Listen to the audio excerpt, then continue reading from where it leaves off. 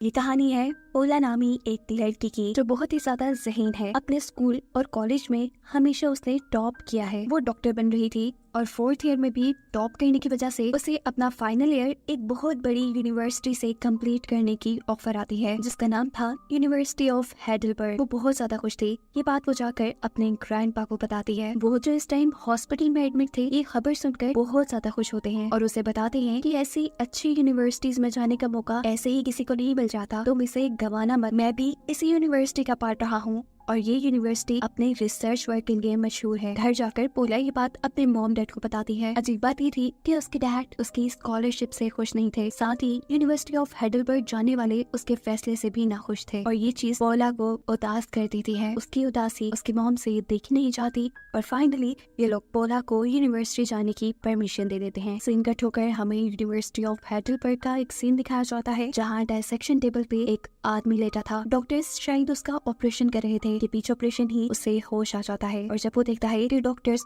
उसकी बॉडी के पार्ट्स निकाल कर बाहर रख रहे हैं तो ये देख वो शॉक रह चुका था। वो अपने हाथों के जरिए इन्हें रोकना चाहता था लेकिन उसके हाथ हिल भी नहीं पा रहे थे। वो कुछ बोलने के लिए मुंह खोलता है लेकिन बोल नहीं पाता और ऐसे ही मर जाता है। यहाँ पर हम पोला को हेडलबर्ग जाने के लिए ट्रेन में दिख रहे हैं, जहाँ उसे यूनिवर्सिटी ऑफ हेडलबर्ग की ही एक स्टूडेंट ग्रिचन मिल जाती है, जिसकी फ्रेंडली नेचर की वजह से जल्द ही वो और पोला एक दूसरे से फ्रैंक होकर एक दूसरे के दोस्त बन जाते हैं। ट्रेन तेजी से हेडलबर्ग की तरफ बढ़ रही थी और इसी सफर में अचानक किसी को हार्ट अटैक आने का शोर मच जाता है। यहाँ पोला जो कि तकरीबन एक डॉक्टर बन चुकी थी, वो इस इमरजेंसी सिचुएशन को संभालती है। वो इस लड़की को सीपीआर के साथ कुछ इमरजेंसी ट्रीटमेंट देकर वक्त रहते ही उसकी जान बचा लेती है, जिसके बाद हम उस लड़के को ठीक ठाक पोला के साथ सफर करते हुए देखते हैं और ये लड़का जिसका नाम डेविड है, वो पोला को अपनी जान बचाने का शुक्रिया भी कहता है। ये लोग अब यूनिवर्सिटी पहुँच जाते हैं और ऐसी बड़ी और शानदार यूनिवर्सिटी देखकर पोला की खुशी की इंतहा नहीं थी। पोला यूनिवर्सिटी के हॉस्टल में क्रिश्चियन के साथ रहने का फैसला करते हैं,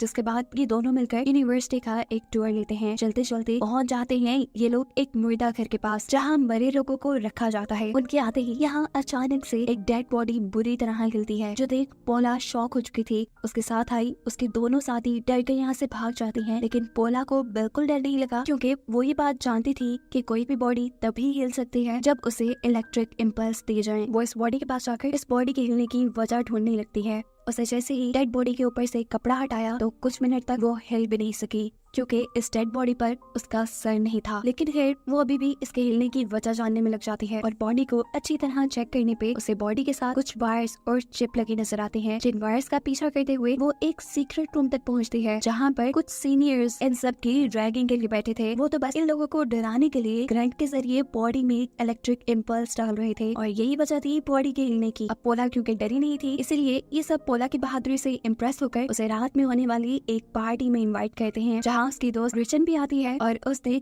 ट्रेन वाले लड़के डेविड को भी बुलाया था। यहाँ डेविड जो कि इस यूनिवर्सिटी में पार्टी करने के लिए आया था, उसे क्या मालूम था कि ये पार्टी ये मजा उसका आखिरी मजा होगा, क्योंकि जैसे ही डेविड वॉशरूम में जाता है तो कोई अनजान आदमी उसके गले पे इंजेक्शन लगाकर उसे बेहोश कर देता है। ये कौन था इसके बारे में किसी को नहीं पता था। वो घसीटते हुए डेविड की बॉडी को कहीं ले जा चुका था और बाहर पार्टी करने वाले लोग इस चीज से बेखबर थे। पोला और ग्रिचन ने भी इस पार्टी में खूब मजे किए थे, इतने कि ग्रिचन को याद ही नहीं रहा कि उसने यहाँ पे डेविड को भी बुलाया था। अगले सीन में हम डेविड को डायसेक्शन टेबल पे लेटा हुआ देखते हैं। उसके करीब 2 डॉक्टर्स हैं जो आपस में डेविड का डायसेक्शन करने की बात कर रहे हैं, यानी उसके जिस्म को काट कर उसके जिस्म के हिस्से निकालने की बात कर रहे हैं। और इसी टाइम पे डेविड को होश भी आ गया है। अपने आप को बचाने के लिए वो पास रखा डॉक्टर का एक ब्लेड उठा लेता है और जैसे ही डॉक्टर डेविड को कोई इंजेक्शन लगाने के लिए उसके करीब आता है, फौरन ही डेविड उस पे हमला करके यहाँ से भागने की कोशिश करता है, लेकिन तभी पीछे से दूसरा डॉक्टर उसके ऊपर हमला करके उसे मार देता है। अगले दिन पोला की इस यूनिवर्सिटी में पहली क्लास थी, जहाँ पहला लेक्चर प्रोफेसर ग्रोमबैक उन्हें देते हैं और बताते हैं कि हमारी यूनिवर्सिटी रिसर्च के लिए पूरी दुनिया में मानी जाती है और हमारी यूनिवर्सिटी से बने हुए डॉक्टर दुनिया के बेस्ट डॉक्टर्स हैं और आने वाले कुछ सालों में आपका भी नाम उन्हीं बेस्ट डॉक्टर्स में होगा। ऐसे में हमारी जिम्मेदारी है आप लोगों को बेस्ट नॉलेज और बेस्ट एजुकेशन देना, साथ ही हम यहाँ पे आपको एक्सपीरियंस भी देंगे। डॉक्टर इन्हें एनाटॉमी के डायसेक्शन रूम में ले जाते हैं, जहाँ पर डॉक्टर्स मरे हुए लोगों की बॉडी पर एक्सपेरिमेंट करते हैं। यहाँ देखने को मिलते हैं बहुत से इंसानी स्केलेटन, जिनके बारे में प्रोफेसर ग्रोमबैक तो इन्हें बताते हैं कि ये नकली हैं, लेकिन दिखने में ये सब बिल्कुल असली जैसे लग रहे थे। यही पोला को एक स्केलेटन के नीचे अपने ग्रैंडपा का नाम लिखा नजर आता है। एक्साइटेड होकर वो ये चीज प्रोफेसर ग्रोमबैक को बताती है कि ये स्केलेटन मेरे ग्रैंडपा ने बनाया है। जवाब में प्रोफेसर ग्रोमबैक कहते हैं यकीनन वो इस यूनिवर्सिटी के फिर बहुत ही होनहार स्टूडेंट रहे होंगे और उन्होंने प्रोफेसर बनने के बाद रिसर्च वर्क पे भी काफी काम किया होगा। और ये बातें सुनकर पोला अपने ग्रैंडपा के लिए बहुत ज्यादा प्राउड फील कर रही थी। अब फाइनली टाइम आ गया था कि स्टूडेंट खुद पोस्टमार्टम करे। पोला के सामने जो डेड बॉडी थी, इसे देखकर पोला शॉक रह जाती है, क्योंकि ये कोई और नहीं बल्कि डेविड था, जिसकी सिर्फ 2 दिन पहले ही तो उसने जान बचाई थी। प्रोफेसर ग्रोमबैक पोला को इस आदमी का दिल निकालने को कहते हैं, लेकिन उल्टा पोला ग्रोमबैक से सवाल करती है कि ये आदमी कैसे मरा। इसकी बॉडी पे ऐसे कोई निशान नहीं है जिसकी वजह से कहा जाए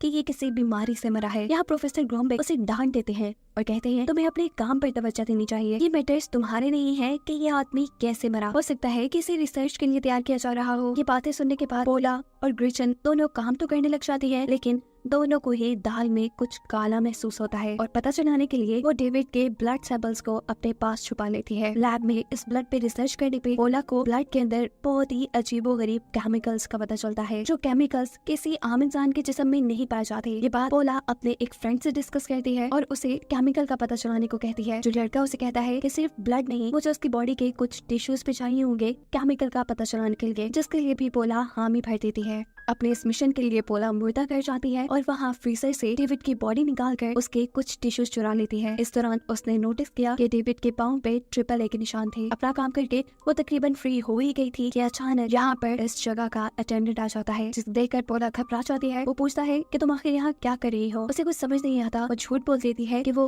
प्रोफेसर ग्रोमबैक के कहने पे यहाँ आई। वो इस अटेंडेंट से पूछती है कि डेविड की बॉडी को यहाँ तक कौन लेके आया है, जिसके जवाब में अटेंडेंट उसे बताता है कि मैं यूनिवर्सिटी की पॉलिसीज को देखते हुए एक स्टूडेंट को इसकी इन्फॉर्मेशन नहीं दे सकता। वो इंसान जो आपके बाद जान गया था कि पोला डेविड की मौत की छानबीन कर रही है, वो ये खबर किसी को फोन पे बताता है। जरूर वो डेविड के मर्डर को ही ये खबर दे रहा होगा। अगले सीन में हम पोला और उसकी दोस्त ग्रेचन को लाइब्रेरी में देखते हैं। वो डेविड की मौत को ही डिस्कस कर रहे थे। तभी पोला को डेविड की बॉडी पे ट्रिपल ए के मार्क्स याद आते हैं, जिसके बारे में वो बुक्स में रिसर्च शुरू करती है। उसे मालूम होता है कि ये एक सीक्रेट सोसाइटी का साइन है, जहाँ के लोग मेडिकल साइंस की रिसर्च के लिए जिंदा लोगों पर एक्सपेरिमेंट करते थे, जो कि इलीगल था। ये लोग ऐसे इंसानों को अपना शिकार बनाते थे जिनको पहले से ही कोई बड़ी बीमारी हो, ताकि वो इस बीमारी की वजह से इंसान की बॉडी में होने वाले चेंजेस को देख सके, उसके ऊपर रिसर्च कर सके और साथ ही इस इंसान की फिर मुर्दा बॉडी को किसी दूसरे रिसर्च पर्पस के लिए भी इस्तेमाल किया जा सके। पता चलता है कि जो स्केलेटन पिछले सीन में दिखाए गए थे वो भी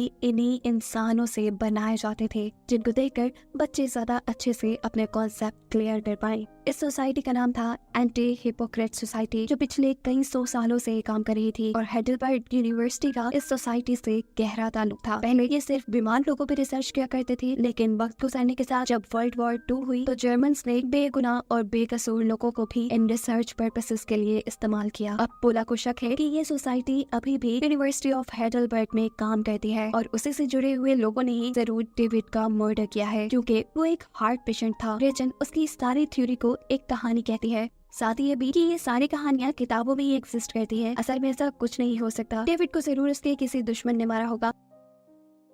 अभी वो लोग की बात कर ही रहे थे कि यहाँ पर पोला को उसकी फ्रेंड की कॉल आती है, जिसको उसने डेविड के ब्लड सैंपल और उसके बॉडी टिश्यूज भेजे थे। पता चला था कि डेविड को एक ऐसे केमिकल के जरिए मारा गया जो केमिकल इंसान की बॉडी में जाकर जल्द ही उसकी बॉडी के सारे खून को खुश्क करके बॉडी को एक प्लास्टिक में बदल देता है। इसीलिए तो लैब में पड़े हुए वो सभी स्केलेटन्स इतने सालों से वैसे के वैसे ही थे। उसके बाद जानकर दुख होता है कि इस यूनिवर्सिटी में कोई बहुत बड़ी गेम चल रही है और इसकी खबर वो जाकर प्रोफेसर ग्रोमबैक को देते हैं, जो उसकी बातें सुनते ही उसे एक और बार डांटती है और कहते हैं मैंने तुम्हें मना किया था ना कि तुम डेविड की केस से दूर रहो, तुम्हें अपनी स्टडीज पे तवज्जो देनी चाहिए। ये बात तुम्हें क्यों नहीं समझ आ रही? तुम्हारा फाइनल ईयर है ना। चार पोला अब अपने रूम में वापस आ जाती है। जैसे ही वो बेड पे लेटने आई तो उसने फील किया कि उसका पूरा बेड खून से भरा हुआ था। बेड के नीचे भी बहुत खून था और साथ ही वहाँ कुछ कैंडल्स भी पड़ी थी। ये सब उसे किसी रिचुअल से जुड़ा लग रहा था। उसे लगता है ये भी एंटी हिपोक्रेट सोसाइटी का ही काम है। दोबारा वो लैब में जाती है और बुक से रिसर्च करने में उसे पता चलता चलता है कि एंटी हिपोक्रेट सोसाइटी के लोग जब किसी को सजा देना चाहते हैं तो उससे पहले वार्न करने के लिए वो उसके बेड के नीचे ब्लड और कैंडल्स रख देते हैं, जो इशारा है कि वो इंसान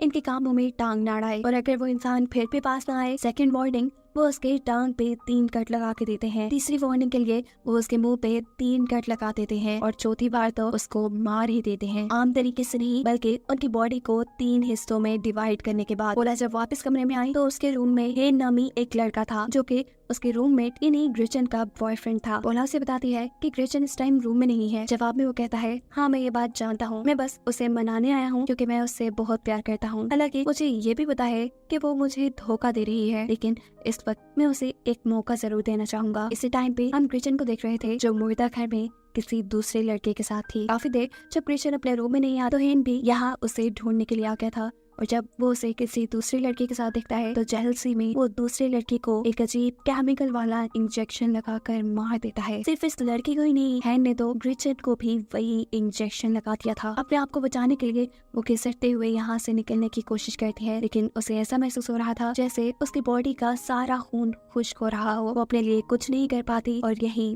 दम तोड़ देती है। इसके बाद वो सबसे पहले ग्रिचन और उस लड़के के खून को इस मुर्दा घर से साफ करता है और फिर उन दोनों को फ्रीजर में डाल देता है। फ्रीजर में डालने के बाद भी उसे डर था कि लोग इन दोनों को पहचान लेंगे, इसीलिए वो उन दोनों का गला ही काट देता है। सुबह होने पर हम देखते हैं कि यूनिवर्सिटी में सभी के मुंह पे ग्रिचन और उस लड़के के गायब होने की खबर है। पोला भी अपने दोस्त को ढूंढ रही थी। उन्हीं का पता चलाते हुए वो मुर्दा घर पहुंचती है, जहां उसके हाथ मुर्दा घर के अटेंडेंट की डायरी लग जाती है। यहाँ उसे पता चलता है कि डेविड को इस मुर्दा घर तक लाने वाला हेन ही था, वो लड़का जिसने अभी 2 मर्डर किए हैं। हेन इस टाइम उसके सामने ही बैठा हुआ था। वो उसे देखकर परेशान हो जाती है और इस टाइम हेन उसके सामने उसकी दोस्त की कटी हुई उंगली रखता है, उसे धमकाने के लिए कि वो डेविड वाले केस का पीछा छोड़ दे, वरना तुम्हारे साथ भी वही हशर होगा जो तुम्हारी दोस्त के साथ हुआ है। इन सारी बातों से घबराकर वो फौरन पुलिस स्टेशन जाती है और पुलिस को अपने दोस्त की मरने की रिपोर्ट लिखने को कहती है, लेकिन पुलिस उसकी एक नहीं सुनती। पुलिस स्टेशन से वापस आने पर हेन का उसे मैसेज मिलता है कि वो उसे मुर्दा घर मिले। यहाँ हेन उसे ग्रिचन की लाश दिखाता है, जो देखकर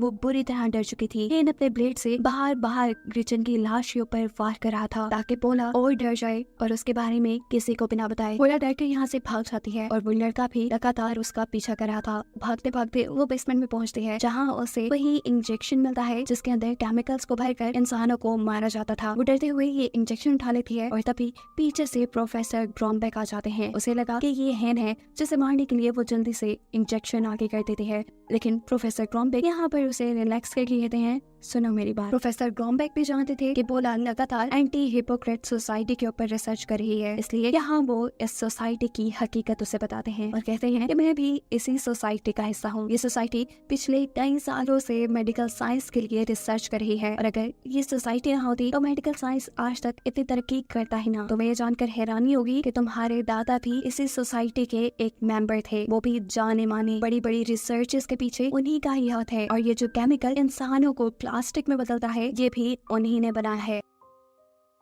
ये बात जानकर पोला शॉक में रह जाती है कि वो अपने ग्रैंडपा को अपना आइडियल मानती थी और वो भी इन्हीं की तरह किलर थे। वो इस बारे में अपने ग्रैंडपा से बात करना चाहती थी, लेकिन अफसोस की बात यह है कि उसी दिन उसके ग्रैंडपा की मौत हो जाती है। और अगले सीन में हम एंटी हिपोक्रेट सोसाइटी की एक मीटिंग देखते हैं, जहाँ पे हेन के लिए ही अदालत लगाई गई थी। असल में उसने 2 ऐसे लोगों को मारा था जो कि बीमार भी नहीं थे और ना ही एंटी हिपोक्रेट सोसाइटी का शिकार थे। उसने अपनी जाती दुश्मनी और अना के लिए एंटी हिपोक्रेट सोसाइटी की दी हुई अथॉरिटीज का इस्तेमाल किया। हेन सोसाइटी के लिए भी खतरा बनता जा रहा था, जबकि हेन सोसाइटी के लोगों को कहता है, मैं जो भी कर रहा हूँ आप लोगों के लिए ही कर रहा हूँ। प्रोफेसर जवाब में कहते हैं, नहीं। वो उसे सजा के तौर पे अपनी बॉडी पे 3 कट लगाने को कहते हैं। जुनून में आकर हेन अपने मुंह के ऊपर 3 कट लगा लेता है और इन्हें वार्न करके जाता है कि अभी तो वो और भी मर्डर करेगा। ये सुनने के बाद सोसाइटी के लोग उसे पुलिस के हवाले करने का फैसला करते हैं। ये फैसला हेन को और भी जोश में ले आता है। वो जेल नहीं जाना चाहता था, इसीलिए वो अपने जज यानी प्रोफेसर ग्रॉम्बेक को रात में उनके घर जाके कत्ल कर देता है। पोला जो कि इस वक्त अपने घर पे थी, अपने ग्रैंडपा के फ्यूनरल की वजह से वो उनके रूम में जाकर उनकी चीजों की तलाशी लेती है, जहाँ उसे ये बात कंफर्म हो जाती है कि वो भी एंटी हिपोक्रेट सोसाइटी का हिस्सा थी और ये चीज उसे बहुत ज्यादा दुखी कर रही थी। अपना दुख बांटने के लिए वो अपने एक फ्रेंड के पास आती है जो उसे सहारा देता है। सुबह होने पर पोला देखती है कि उसके सामान में भी बहुत सी ऐसी चीजें थी जो एंटी हिपोक्रेट सोसाइटी से मिलती थी, यानी वो भी उस सोसाइटी का हिस्सा था। और ये देखकर उसे इतना गुस्सा आता है